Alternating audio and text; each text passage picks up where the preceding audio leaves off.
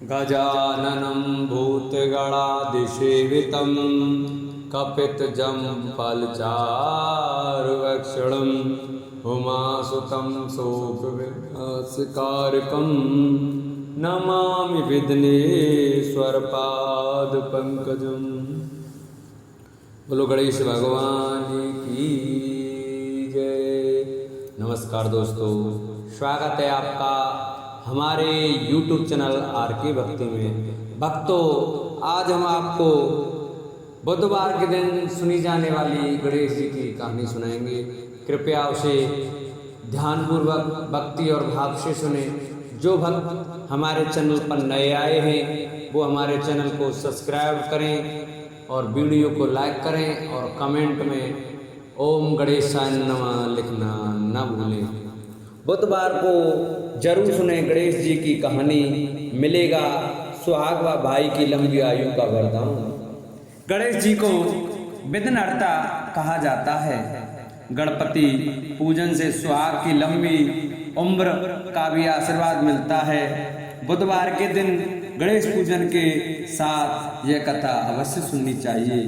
भगवान श्री गणेश की पूजा हर पूजा से पहले की जाती है। महिलाएं खासकर अपने पति की लंबी आयु के लिए भगवान श्री गणेश की पूजा करती हैं। ऐसी मान्यता है कि भगवान श्री गणेश की पूजा करने से पति की लंबी आयु होने के साथ साथ ससुराल हमेशा खुशियों से भरा रहता है। वहाँ कोई भी दुख दरिद्रता कभी नहीं आती।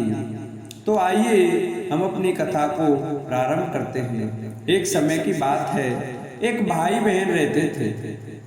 बहन का नियम था कि वह अपने भाई का चेहरा देखे बिना खाना नहीं खाती थी।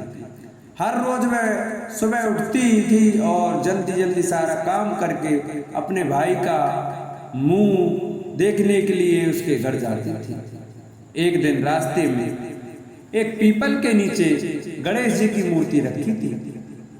उसने भगवान के सामने हाथ जोड़कर कहा कि मेरे जैसा अमर सुहाग और मेरे जैसा अमर पियर सबको दीजिए।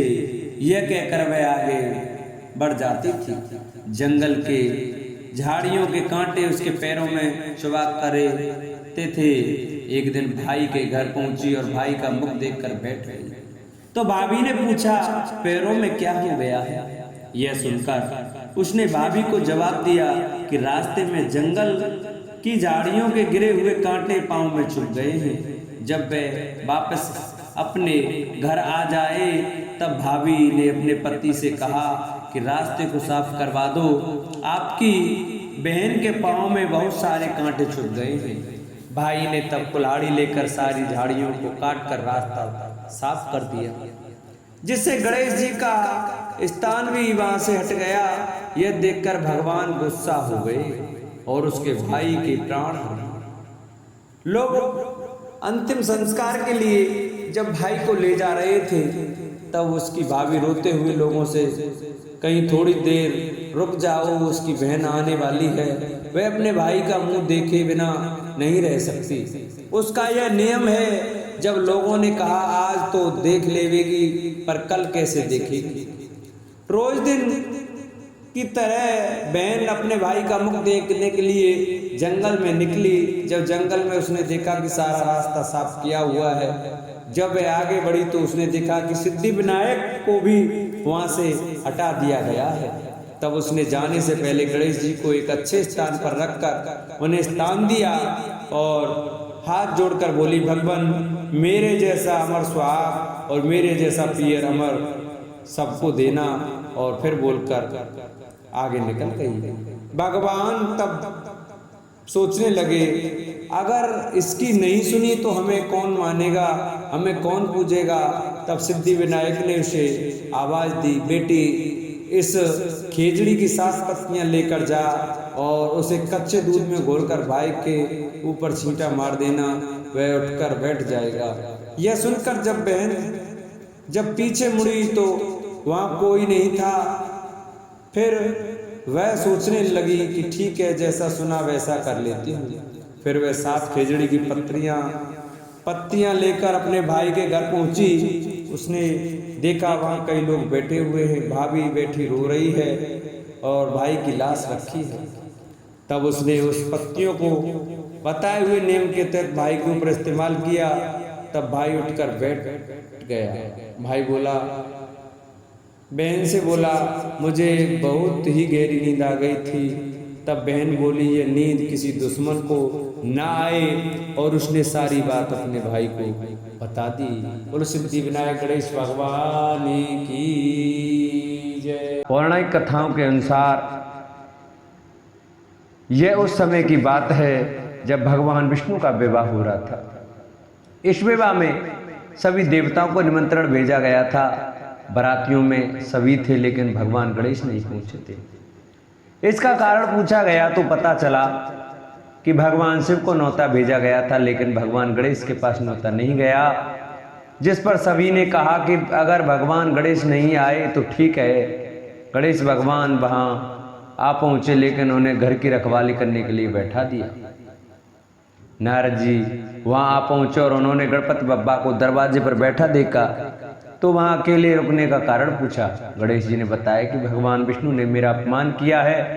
यह सुनकर नारद जी ने सलाह दी कि आप अपनी मूषक सेना को बारात के आगे का रास्ता खोदने के लिए भेज दीजिए। जब सभी जमीन में धंस जाएंगे तो उन्हें आपको सम्मान के साथ बुलाना पड़ेगा। गणेश जी ने बिल्कुल ऐसा ही किया। इसके बाद हुआ वही जो सोचा था। सभी बाराती मूषकों की खोदी हुई जमीन में धंस गए। इसके बाद सबने लाख कोशिशें की, लेकिन निकल नहीं पाए। सभी ने बहुत उपाय सोचे, लेकिन काम कोई नहीं आया। आखिर में नारद जी वहां आए और भगवान गणेश का अपमान याद दिलाया। भगवान शंकर से गणेश जी को लाने की विनती की गई, जिसके बाद गणपति बप्पा आए। बप्पा का आदर सम्मान के साथ पूजन किया गया। गणपति बप्पा के मंत्रों का उच्चारण किया गया और टूटे रथ फिर से ठीक हो गए। खुदी हुई जमीन भर गई। इस पर किसी ने कहा कि आपने जरूर गणपति बप्पा का सर्वप्रथम पूजन नहीं किया होगा, इसलिए आपके सब काम बिगड़ गए। गणपति बप्पा का जयकारा लगाया गया और तभी से संकटों से मुक्ति पाने के लिए संकष्टी चतुर्थी का व्रत रखने की शुरुआत हुई। एक बार की बात है जब माता पार्वती ने महागणपति की पूजा की और अपने प्रश्न पूछे, हे लंबोदर, कार्तिक कृष्ण चतुर्थी, कार्तिक संकष्टी चतुर्थी को गणेश के किस रूप की पूजा किस प्रकार करनी चाहिए? अपनी माता के मधुर वचन सुन महागणपति ने कहा कि कार्तिक कृष्ण चतुर्थी, कार्तिक संकष्टी चतुर्थी को संकटा नाम से जाना जाता है। हर मनुष्य को इस दिन भगवान गणेश के पिग स्वरूप की पूजा करनी चाहिए। गणेश जी के विघ्न स्वरूप का पूजन पूर्वोक्त रीति से करना अति शुभ माना गया है। इस व्रत में व्रत धारक को एक ही बार भोजन करना चाहिए। व्रत और पूजन के बाद ब्राह्मण भोजन कराना चाहिए और उन्हें दक्षिणा देनी चाहिए। स्वयं भी मौन धारण कर भोजन करना चाहिए। हे देवी, अब मैं आपको इस व्रत का मातम बताने जा रहा हूँ, कृपया ध्यान दे श्रवण करें। कार्तिक कृष्ण संकष्टी चतुर्थी को घी और उड़द पुराने घरों में आहुति सकाया जाता है। ऐसा करने से मनुष्य को सर्व सिद्धि की प्राप्ति होती है।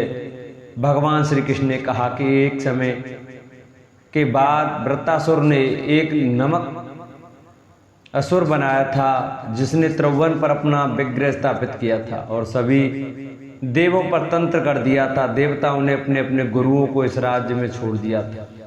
यहाँ देवता मारे मारे घूम रहे थे। एक समय की बात है, सभी देवताओं ने इंद्र के नेतृत्व में भगवान श्री हरि को अपनी व्यथा सुनाने के लिए समुद्र तट पर जा रहे थे।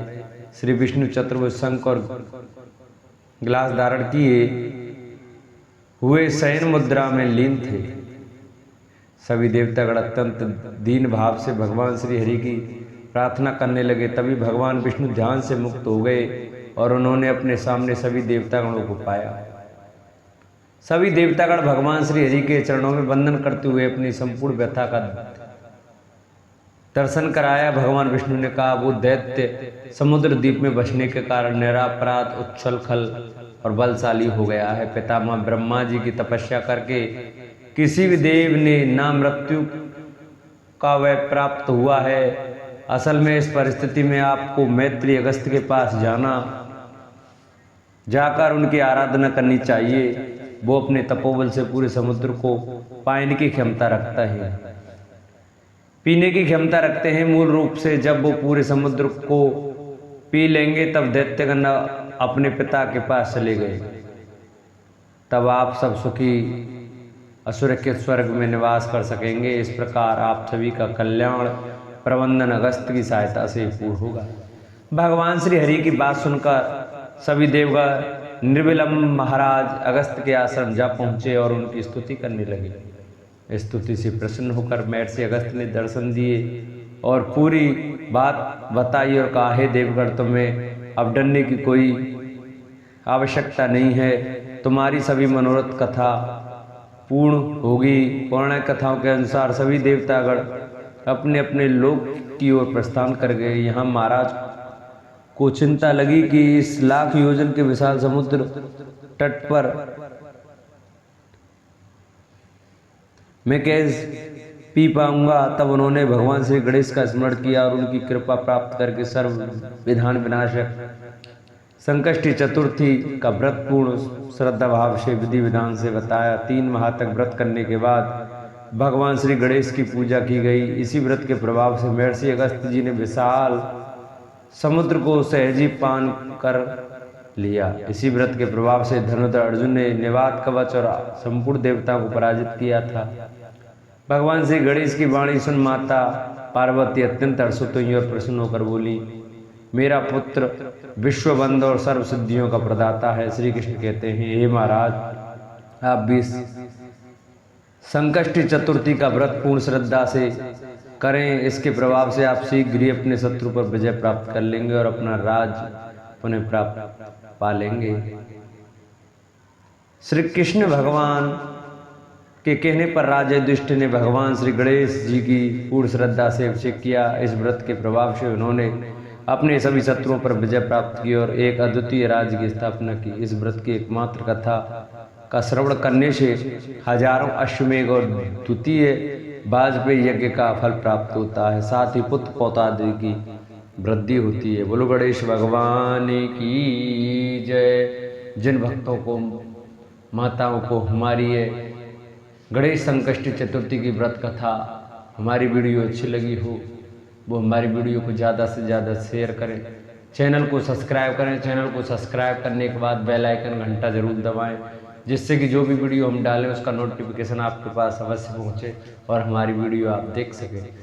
जिन्होंने अभी तक हमारी वीडियो को लाइक नहीं किया वो वीडियो को लाइक करें और कमेंट में श्री गजाननाय नमः, श्री गणेशाय नमः अवश्य लिखें। बोलो गणेश भगवान की जय।